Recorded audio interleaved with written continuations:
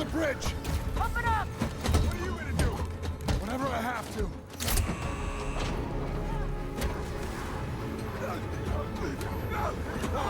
Whoa! What are you doing? No! Shit! Warning. Explosive pressure on armor bay. Just hold on!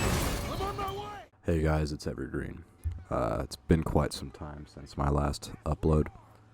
Today, I've got a game that has had a lot of, for lack of better words, controversy because it's more lackluster, to say the least, from what we're expecting, I suppose. However, when I bought this game, I personally was not expecting some revolutionary story or revolutionary gameplay. When I bought this game, I knew what I was buying.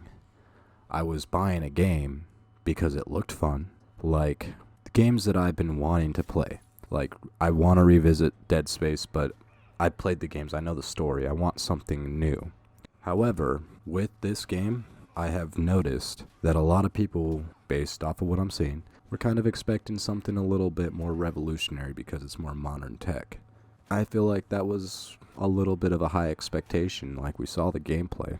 Yeah, it's a gorgeous looking game, but nothing really looked like it was gonna be revolutionary as far as storytelling, as far as gameplay. I saw it compared to the Order 1886, and I would say that's a fair comparison, but the combat in this game is far more in-depth than that game.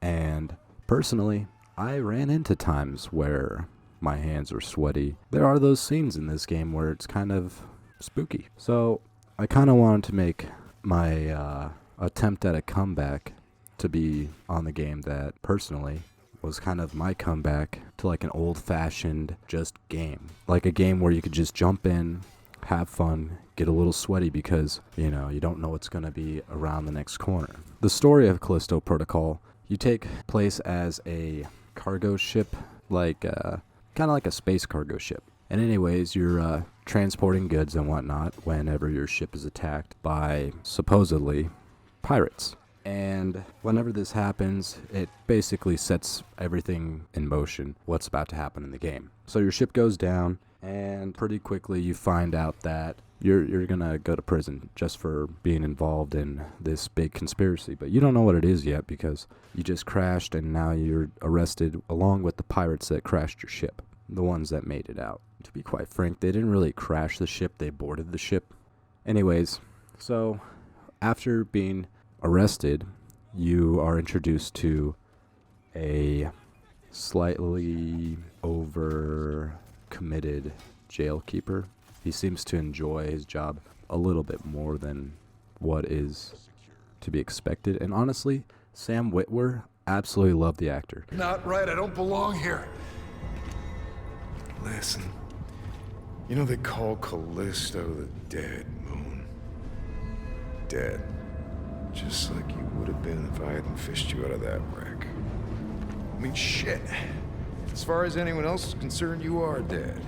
It's time you moved on. Because you're crossing over to a new kingdom. No. My kingdom. No. So whatever it is you're holding on to right there, that's your old life. You gotta let that go.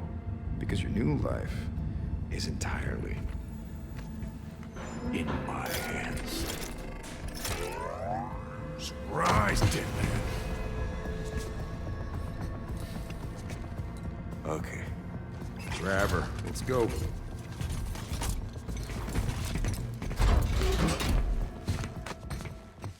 I think he did a great job in all the Force Unleashed games. I think he did a great job in Days Gone. And personally, I would love to see him play characters like this, where slightly unhinged and a little bit too passionate about what's going on. And personally, I think he does a really fantastic job of conveying that personality. So, literally, like, same fucking day you get into prison, shit goes down. And you don't get a chance to kind of learn how the prison was beforehand, thrown into it, and then an attack happened. The prison is basically being overrun, and you have guards and prisoners fighting, and that's when you're introduced to your first mutant. I know they have names, but personally, I can't remember the names because they were not that memorable as far as names go, but like necromorphs, that's something I remember because I had 3 games of history, plus there's a movie, plus there's books. So there's a lot of lore to kind of keep me in check as far as names go. So after escaping like your prison cell, you kind of run into this guy. His name is Elias, and he's been there for a long time, so he knows the ins and outs. You kind of have to just trust this random prisoner, which in a situation like that is completely believable. Like, you have no idea. People are dying, and there's just these monsters that literally tear people apart with their bare hands. Kind of have no choice. You basically make your way through the prison to get out of the prison, and literally every single time you're about to get out, your character, Jacob, just ends up falling and getting into a new area. So there's a lot of points of this game where I was like, oh my god, it's about to end. It feels too soon. And Jacob would fall, and you're like, okay, cool. So now I'm going into a new area, and there's something more to explore. And once you make it out of the prison, personally, I absolutely love the armor that you get for the cold weather outside. And it's like the game went from being Dead Space 1 to Dead Space 3, because you're taken from that interior, gritty, dark, bloody corridor, like tight space area, to now you're outdoors where it's a little bit at a disadvantage because you can't see ahead of you. It's too, there's like a blizzard constantly going on. There are these frozen enemies that literally just pretend to be frozen. So the only way to tell is you can either use your kinesis to pull them towards you and whatnot, or you just kind of walk and hope that you are able to react quick enough to their attacks. Honestly, it really worked for me. I personally really liked that setting of the game. I really enjoyed that fear of the unknown. Like, you're out in the open, you should be able to be a little bit more safe because you can see what's going around you, but you're not, because you can't see really that far, and you can't tell what's an enemy and what's not. So personally, that worked for me. Later on, you end up having to go back to the prison and kill the warden. And that's whenever you run into his new pet, which is basically like the alpha. And it's Sam Witwer's character. And he was infected, but his genes are able to synthesize the virus, and it works for him. Basically, it becomes this from a Dead Space game to a Resident Evil game really quick. And I'm like, I don't know. I was kind of a little bit taken back on this. I didn't really like that turn. Felt like his character would have been better as like a human fight. Maybe he throws like enemies at you, or you're chasing them down and he's opening doors and enemies are coming at you and you have to keep chasing them until you catch up to them. That would have personally been a better ending, in my opinion. So, but it ties in with the story, which, to be honest, it was not the most fulfilling story, but it was a good enough story, held up with good enough gameplay to keep me going every single day until I reached the end. I would get home from work and this is the game I would turn on because I really enjoyed the gameplay, the atmosphere. I wanted to know what was going on, personally. That's what I got for the story, but as far as the gameplay, I loved the gameplay. I loved the idea of changing the receivers on your weapons. So instead of swapping to a new weapon, your gun, you just change your receiver and then you have a new gun, which is believable so long as the magazines are the same. You do unlock different types of weapons, such as your pistols. You have 2 different pistols, and you have a melee weapon as well as a shotgun. And later on in the game, you do end up getting an assault rifle, which it's okay. It's not as much of a reward as I thought it would be. So after getting to learn the combat, learning how to interact with the enemies, because you have to use your analog stick to dodge and block. And the dodging mechanics, I liked them. You know, having to switch back and forth from left to right, so that way you're not just holding a dodge button or pushing a dodge button. You're actually having to think about how you're going to dodge this incoming attack. And every enemy is different, you know, and each attack's different. Sometimes they'll just go for one swipe, and you got to block that one swipe. And sometimes they go for 3, so you got to dodge, then block. So I do like that this game wasn't like, oh, hey, I can dodge and then just beat the crap out of them, because that doesn't work. When you hit them, if they're coming for another attack, it's going to hit you, and then it's going to damage you, and then you got to think about what's going to happen next. Is there more enemies in the room that you got to worry about?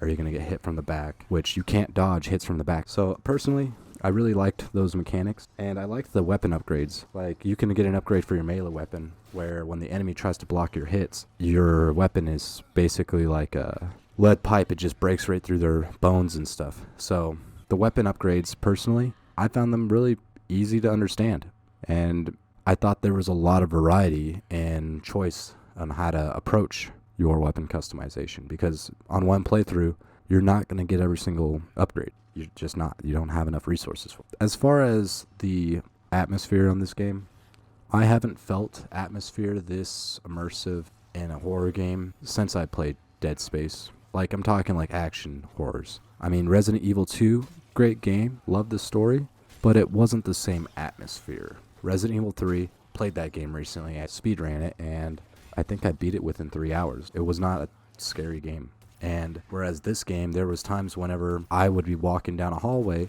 and I was like, you know what? I've had enough today. I'm going to play something a little bit different. I don't want to get jump scared right now. So I will say the atmosphere is definitely where it's at in this game. It does a good job at that. I wasn't really expecting anything different, honestly. It was exactly what I expected it to be. It's like a Dead Space copy with its own twists. And personally, I don't think the game was worth $70. I would say 60 is okay, but 40 would be a very fair price. And if you can get this game for 40, I recommend it. Give it a try. If you like Dead Space and you enjoy action horror games like I do, you'll have a good time. As far as the bugginess goes, I personally did not experience as many bugs as people are talking about.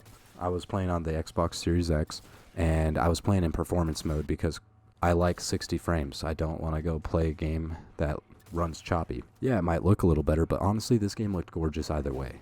And they did a really good job at designing this game. Like, graphically, this game is a masterpiece. I loved it. The only glitch that I can think of I had is one time I died and his eyes got pulled out, but it just looked like a claymation, and it was kind of funny. So that was the only time I died, and I was like, damn, that wasn't brutal. Anyways, that's my review for the Callisto Protocol.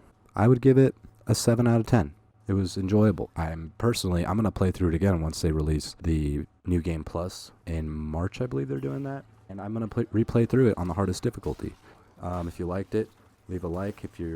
I am going to be trying to upload more videos this year and get back into that, because I've played through quite a few games and I've got a lot of opinions on them, and I'd like to share them. So maybe subscribe. If you didn't like the video, dislike it. And until next time, peace, love, homies.